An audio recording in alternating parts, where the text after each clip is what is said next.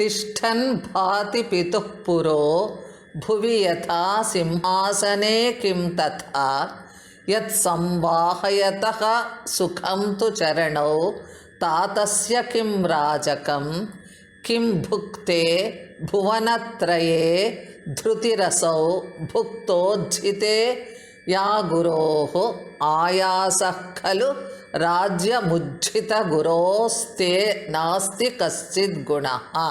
ತಂದೆಯ ಎದುರು ನಿಂತಿರುವಾಗ ಹೇಗೆ ಶೋಭಿಸುತ್ತಾನೆಯೋ ಹಾಗೆ ಸಿಂಹಾಸನದ ಮೇಲೆ ಕುಳಿತಿರುವಾಗ ಶೋಭಿಸುವುದಿಲ್ಲ.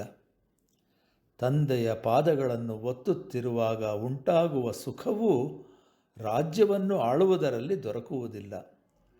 ತಂದೆಯ ಊಟವಾದ ನಂತರ ತಾನು ಉಣ್ಣುವುದರಲ್ಲಿನ ತೃಪ್ತಿಯು 3 ಲೋಕಗಳನ್ನು ಆಳಿದರೂ ಸಿಗುವುದಿಲ್ಲ. ತಂದೆಯನ್ನು ಬಿಟ್ಟವನಿಗೆ ಅವನಾಳುವ ರಾಜ್ಯವು ಹೊರೆಯೇ ಹೊರತು ಅದರಲ್ಲಿ ಯಾವ ಗುಣವಿಶೇಷವೂ ಇಲ್ಲ. He does not look as impressive while sitting on the throne as he does while standing before his father. The happiness of pressing the Father's feet is not found in ruling a kingdom.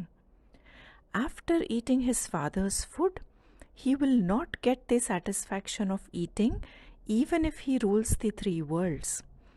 For one who has left his Father, his kingdom is just a burden and has no merit in it.